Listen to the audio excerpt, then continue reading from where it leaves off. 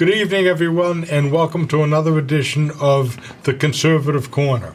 I'm Elliot Margolis. I'm here with my co-host, Gail Burke, and we're here to talk about the ballot questions, this little piece of paper that everybody should have gotten in the mail. I actually got a couple of phone calls about asking us to do a show on the questions.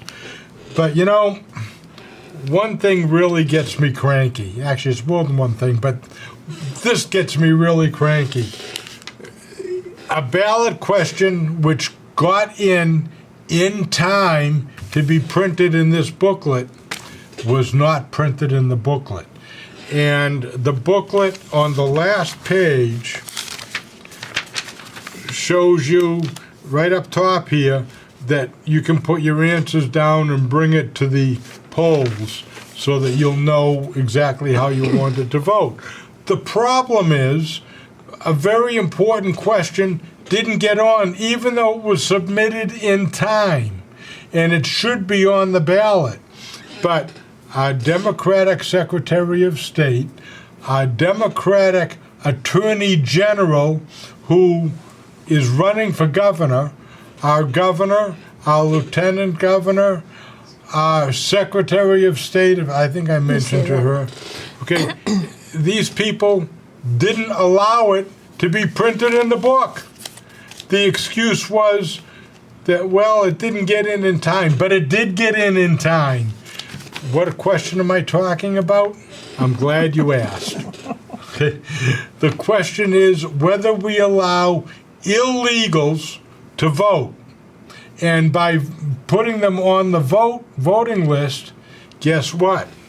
A driver's license, giving the illegals driver's licenses. By giving them driver's licenses, they get to vote. Well, don't forget that bill has already passed. And what the citizens try to do with an initiative petition is gather the signatures to get it off, to override the bill, to get rid of it. And that's why it didn't make the book. It didn't make the back, because the powers that be, the ones that run this one-party state, don't want it to be repealed.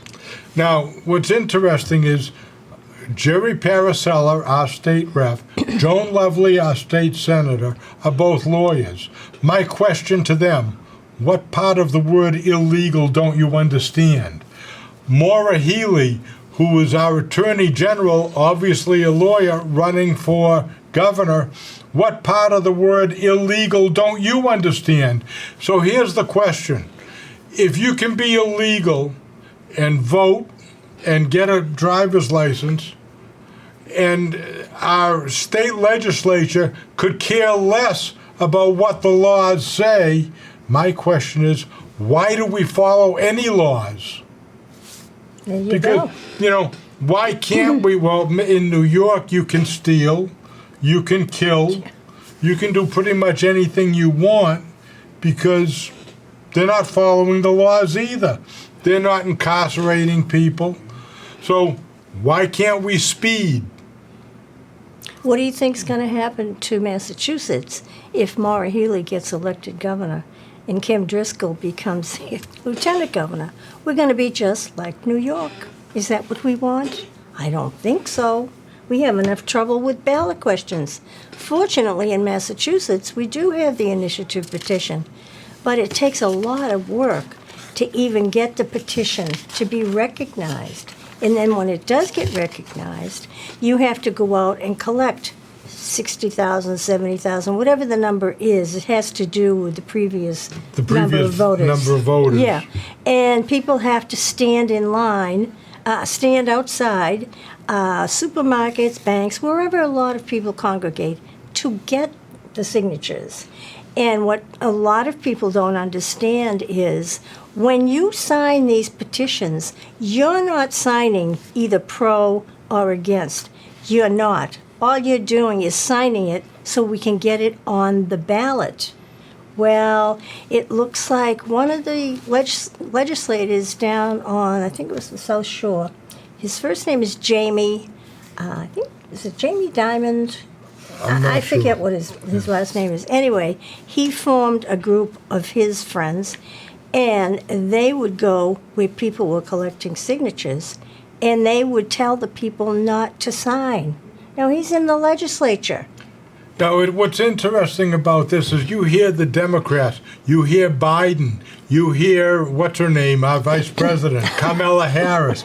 You hear all these people saying that the MAGA people are a threat to democracy. But here's my question. Who really is the threat to democracy? Maura Healey is. She didn't want it on the ballot. Jerry Paracella is. He didn't want it on the ballot. Joan Lovely, she didn't want it on the ballot. That's the threat to democracy. Democracy is, it shouldn't matter what the issue is. The people have a right to make a decision. So we don't know what number that question's going to be. We know it's not 1, 2, or 3. Yeah. So, the question is, do you want illegals to have a driver's license and then be able to vote? I guess one question would be, what are rights of citizens? Well, we're losing them slowly but surely. And when you have illegals being granted driver's licenses, that opens the door to give them voting rights. Even Charlie Baker, the governor, stated that, and he did not want this bill to pass. Of course, They overrode his veto. well, they're all Democrats except for a few, and they overrode the veto so that the bill did pass. So come next July, unless we vote to repeal it, this is what's going to happen. You're going to have illegals driving. You're going to have illegals voting. You're going to have illegals, supposedly, once they get the driver's license in a car, they're supposed to get insurance. What guarantees that they're going to get insurance and follow the laws since they've already broken laws? And since we've allowed them to break the laws, that's the key. We allow people to break the law, then we're giving them rights. The illegals that come into this country are getting cell phones. Do you have to pay for your cell phone? They don't. Okay? They're getting free health care. Do you have to pay for your health care? They don't. They're getting free Social Security. You've paid into Social Security. They're getting it for free. They're getting free room and board. This is costing you money. If you remember a few weeks ago, we had a guest on who said that the state is paying $2.4 billion, billion with a B, okay, on illegals in this country. And guess who's paying for it? You are. Okay? It's real simple. Now, this is another the alleged number one question on the ballot, Gail. Mm-hmm. They want to tax people income of over $1 million an extra 4%. Okay? So here's my question. How many poor people build buildings? How many poor people own businesses? How many poor people employ others? Now, do you realize when you build buildings, you employ people? When you own a business, you employ people. So what you're doing when you are employing people and building businesses is you're giving people jobs, and you know what they're doing? They're paying taxes. So what this question is asking you to do is it's asking you to tax people who are providing benefits to you by giving people jobs and therefore by giving more money to the state. And you want to penalize them for being a benefit to the community. Well, the problem, one of the biggest problems with this bill, it is that it's being promoted as the millionaire's tax or the fair tax. It isn't either one of those. It's being led by a group called Raise Up Massachusetts, a consortium of 80-plus unions, community and religious groups who want more of your money. We have a surplus of $3 billion, give or take. That's billion with a B. But that is actually, it would actually be over 5 billion It if we is. weren't paying for the illegals, Gail. Right. And this is $3 billion more than the legislature needs to close out the fiscal year 2022 budget. A 1986 law by Citizens for Limited Taxation. I'm sure a lot of you remember Citizens for Limited Taxation, CLT. Barbara Anderson says this excess money should be returned to taxpayers as a form of credit.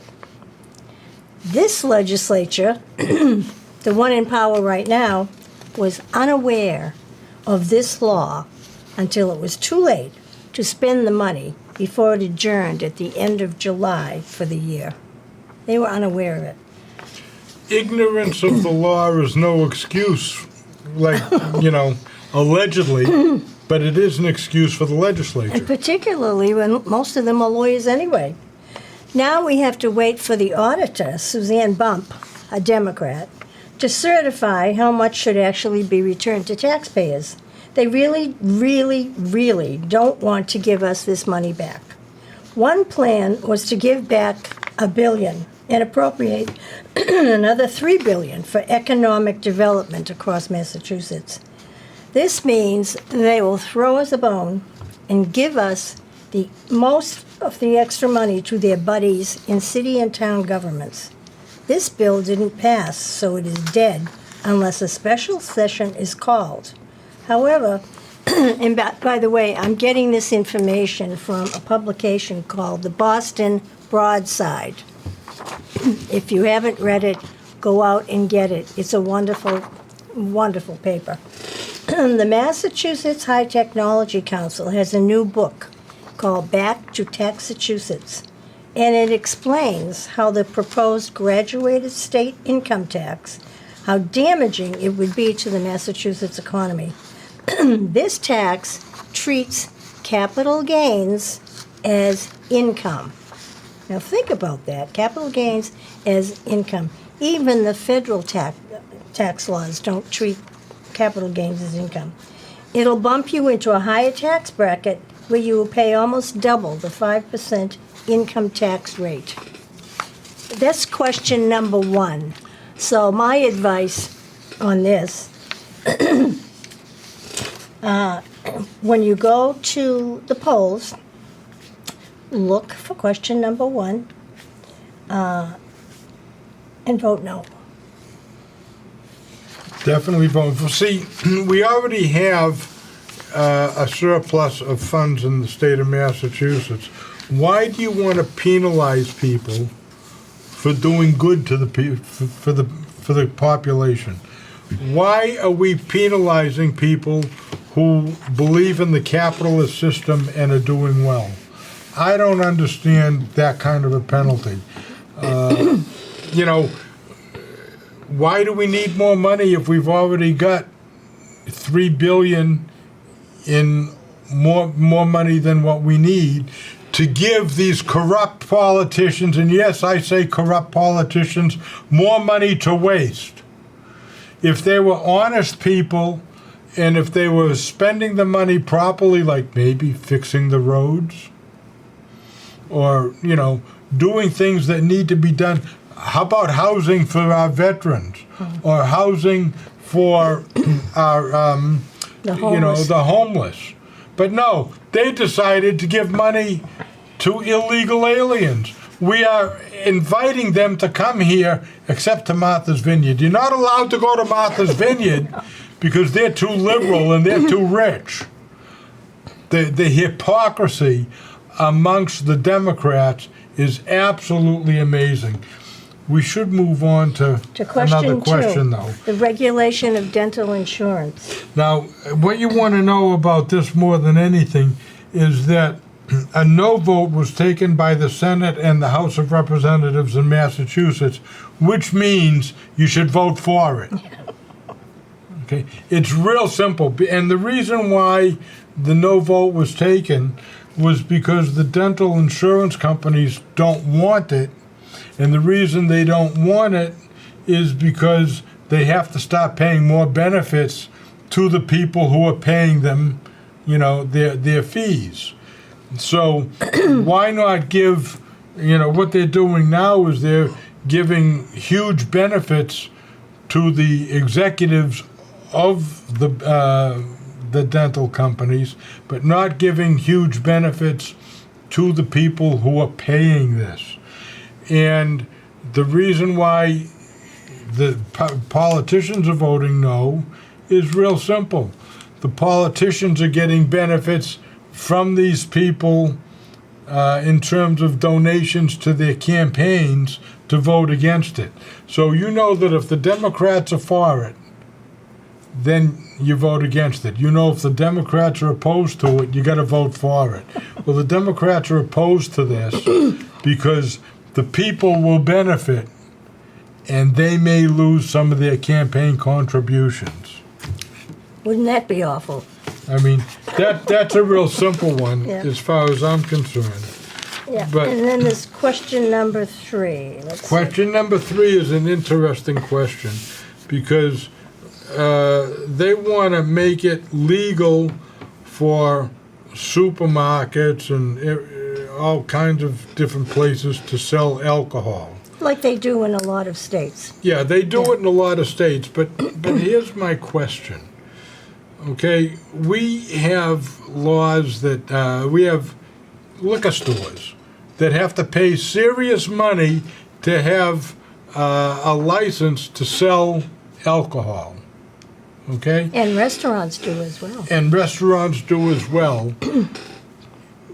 We're saying to liquor stores, we're going to charge you a lot of money for your license, but now we're going to give competition to you and make it easier for people to get alcohol and compete with you and put you out of business, because if the supermarkets have the ability to sell alcohol while you're shopping for your eggs and milk, you might as well get your wine, you might as well get your scotch or whiskey, whatever, there, and you're going to be putting people out of business. That you have allowed, the state legislature is charging the liquor stores for the license, for the ability to sell, and now you're saying, we don't really care about you. We want your money, but we don't really care about you. Okay, you've been making a living for a while, but the supermarkets have more money to donate to us for our campaigns. Yeah. That's the bottom line, isn't it? That's really the bottom line. I mean, they could, it would seem to me that with all these people up in the legislature, they could work out something whereby they could allow certain stores to sell liquor, like they do in other places, while at the same time not putting the liquor stores out of business. It's interesting how the liquor licenses work in Massachusetts, and I'm not sure how they work. Only a certain number of licenses are granted to, is it each city? Remember in Beverly a few years ago, there was a restaurant that wanted to open and couldn't get a license because the licenses were all gone. And we know those licenses are very expensive. So, and so they're taking away the opportunity for a restaurant to have a license. But you know what bothers me even more than that?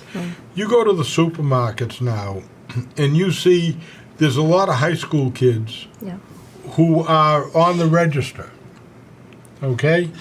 And now their friends are going to come in and want to buy a bottle of wine or something. Are they going to check the IDs, or are they just going to let it slide by? Well, the other question is, these kids that are 16, under 18, would they even be allowed to work on the register if there's liquor in the store? Yeah, I mean, that's... They're that's not allowed to handle it. Right, So there's allegedly. Allegedly. Yeah. Allegedly. So there's a whole kettle of fish here that they're not even discussing. But what we're really looking at here is we're looking at another opportunity for the state to make more money, to waste your money and my money. I mean, and when I said to Jerry Paracella and Joan Lovely, why don't we take the taxes down on the tolls on the Mystic Bridge? Because why should I have to pay a toll to go into Boston and people from the South Shore not?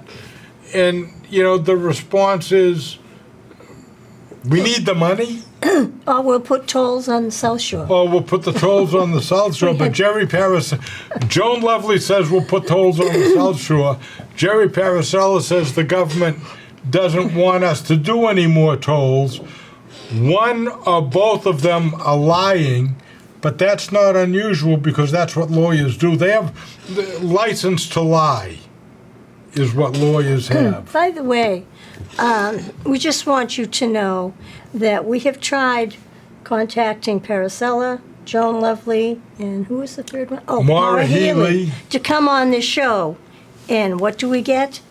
We get crickets. They don't respond.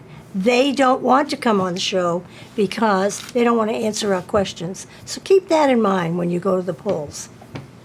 You know, I mean, there are Republicans that I would not vote for. So let's make that perfectly clear. I don't want to say to you, always vote for a Republican, because that's not what I'm really after here. How many times have I said on this show, I would never vote for Mitch McConnell, for instance? Yeah. Okay? A Republican. No, I want to vote for honest people. But what we're talking about here is dishonesty. Dishonesty amongst the Democrats in this state. And, you know, what bothers me even more is that I don't think that necessarily Jerry Paracella or Joan Lovely believe that they should be voting for these things, but they're told to, and they don't have the guts to stand up for their right to say no, so therefore they're useless politicians, and they need to be defeated because they don't do what's right. They do what their leadership tells them to do, regardless of whether it's right or wrong. That's true. And nobody is opposed to having immigrants come into this country. We all come from descendants who were immigrants. We've always had immigrants. But we need legal immigrants. We have laws. Now you talk about the laws. Okay, we've got a Congress that has said for 20, 25 years we have to do something about the illegal, or not about the immigration laws. Well, maybe it's time to do it. You know, Seth Moulton sits on his back doing nothing. Don't tell me we need to change our immigration laws. Do it. That's what you're empowered to do. You're not doing it? Get out of office. But, you know, that's, again, one of the reasons why we want term limits. Okay? And we need term limits because people don't want to vote for something that might be controversial because, gee, maybe they'll lose some votes. Well, if you have term limits, you don't have to worry about whether you're going to get reelected. You might as well just do the right thing. We have politicians not doing the right thing. In this state, the politicians happen to be Democrats because it's a one-party state. We need to make this a two-party state. And to make it a two-party state, we have to get rid of the Joan Loveleys of the world, the Jerry Paracellas of the world, the Maura Healeys of the world. We have to get rid of them so that we can have a two-party state. And when you have a two-party state, then we're going to see more happening that's going to be good for the public. Well, what we have to do as well is to make you aware that there are more ballot questions. We don't know what the numbers are because Secretary of Bill Galvin. Bill Galvin, Secretary of the Commonwealth, did not print them. So you might, when you go to vote in November, let me just mention a couple of things that will be on there, plus the illegal drivers will definitely be on there. Another proposal would grant new benefits for Uber and Lyft drivers, such as health care stipends and paid sick time, while affirming their status as independent contractors. Critics of this proposal, including labor unions, call it a thinly veiled attempt by the companies to skirt state taxes and labor laws. Environmental groups, the referendum, there was another referendum, a proposal to roll back the Transportation and Climate Initiative, a regional pact signed by Governor Charlie Baker and the governors of Connecticut and Rhode Island. The Massachusetts Fiscal Alliance calls for updating state law to declare that gas and other fuel will not be reduced or restricted by the imposition of any tax, fee, other revenue-generating mechanism, or market-based compliance mechanism. The people that will feel the most pressure of the price increases and shortages deserve a voice in this process, says Paul Craney, a spokesman for the group. Drivers should be free to make their own decisions, and TSI should never restrict the amount of gasoline Massachusetts consumers can use. Look for that one on the ballot as well. Environmental groups, of course, oppose the proposal. We have to think about this. Do you really want the state telling you how much gasoline you can use? That's an interesting question because I live in Massachusetts, but for my job, I have to travel to Connecticut, Rhode Island, and New Hampshire. Okay? I do a lot of driving.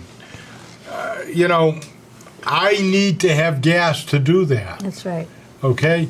And I'm not buying an electric car, and I'm not buying an electric car because with the job that I have, I don't have the time to go plug it in halfway through the day and if you wait, can find a place to plug it in. If you can find a place to plug it in.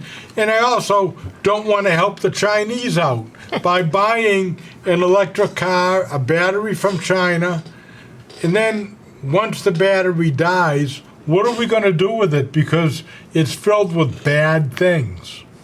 And if I have to buy another battery to the tune of $7,000-8,000, I'm giving that money to the Chinese. No, you can't do that. We are almost out of time. We are just about out of time. I'm not out of time. No, you're not. You're never out of time. I need to continue to get cranky. We are going to do more shows like this before the election to keep you informed about the candidates and about the issues that are important to Massachusetts. So please stay tuned, and we will be with you again shortly, within the next week, and try to keep you up to date on what is going on. So thank you for watching, and we'll see you soon. Bye-bye.